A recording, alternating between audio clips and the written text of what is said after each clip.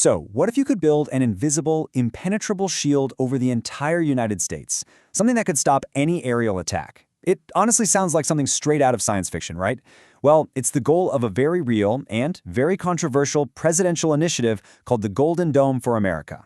We're going to break down what it is, why the administration says it's happening, and the huge questions it's raising for everyone. And the ambition here, it is just staggering.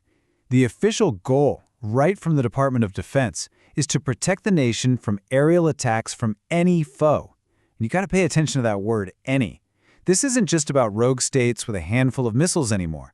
This is a massive, radical shift in how America thinks about its defense. And believe me, this isn't just talk. Congress has already put up a mind-boggling $24.4 billion. The president has called this an initial down payment, which tells you everything you need to know. This is just the beginning. The money's there, and this thing is moving. Okay, so what is the Golden Dome, really? Let's peel back the layers on this massive presidential initiative. So, the Golden Dome was kicked off by an executive order. And the key phrase you really have to get your head around is system of systems. Don't think of it like a single brick wall. It's more like a really, really smart home security system. You know, you don't just have one lock on the front door. You've got motion sensors, window sensors, cameras, all talking to each other. That's the idea here, to link up dozens of different defense technologies into one seamless countrywide shield. And the timeline? Get this, the president wants it fully operational before the end of my term. For a project this complex, that schedule is, well, it's beyond aggressive. It immediately makes you wonder if it's even possible. So why the huge push for something this enormous right now? Well, the answer really comes down to a feeling in the administration that the threats facing the country have completely changed. The official line from the executive order is that the threat is becoming more intense and complex. And we're not just talking about old-school ballistic missiles here. We're talking about hypersonic weapons that are incredibly fast, super stealthy cruise missiles, and the kind of advanced tech that major world powers are developing. This right here, this slide, shows you the whole ballgame. For decades, the strategy was pretty clear. Build some defenses against smaller countries, but for the big players like China and Russia, we'd rely on our nuclear weapons to keep the peace. You know, mutual destruction. But the Golden Dome flips that script entirely. The new idea is to deter and physically defend against anybody. It's a huge shift from deterrence by punishment to a new strategy of defense by denial. All right, so if you're going to build this system of systems, what are the actual pieces? What are the building blocks of this thing? Let's take a look. First, you need eyes. You need to see what's coming. So the first layer of this shield is this huge network of sensors. We're talking satellites in space that can spot the heat from a missile launch the instant it happens. And you combine that with a whole web of powerful radars on the ground, on ships, at sea, all designed to track anything coming our way from thousands of miles out. These are the tripwires. Okay, so you've spotted a threat. Now what? You have to stop it. And that's where the interceptors come in. These are basically missiles that shoot down other missiles. And as you can see, it's a layered defense. For things way up high, outside the atmosphere, you've got these huge interceptors launched from the ground. A little closer in, you've got systems on Navy ships. And then for a last line of defense, you've got things like the Patriot missile system protecting specific areas. Okay, so we've covered the what and the why.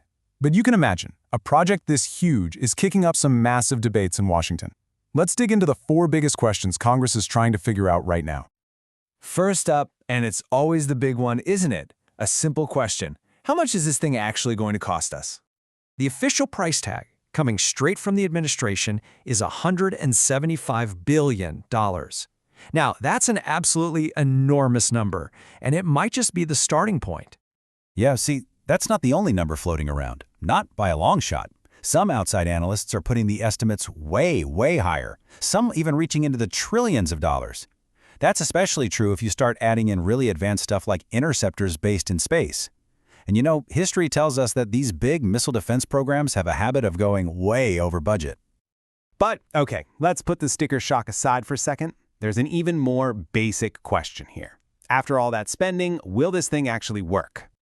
And this is where you see a real split. On one side, you have the administration, and they are confident. The general in charge of the program has said point blank that all the technology needed exists today. But on the other side, experts point to these really tough challenges that have been problems for decades, like how do you reliably tell the difference between a real missile and a cheap decoy? Or how do you stop those super fast, low-flying cruise missiles? And that brings us to the third big debate, which is all about information. Is Congress, the group that has to approve the funding and oversee this whole project, actually getting enough information to make smart decisions? Well, critics are pointing to some pretty big gaps. There's no public, detailed plan for how all these different systems will actually work together.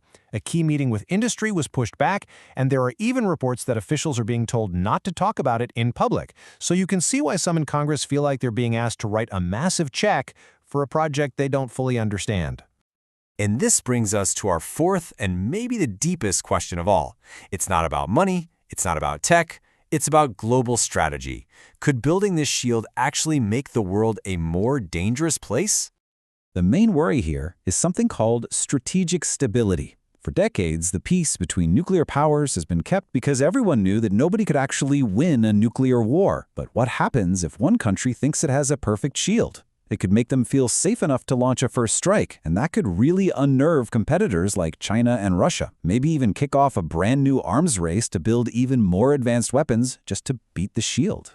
So, with all these huge questions on the table, cost, feasibility, transparency, global stability, where does the Golden Dome project stand right now?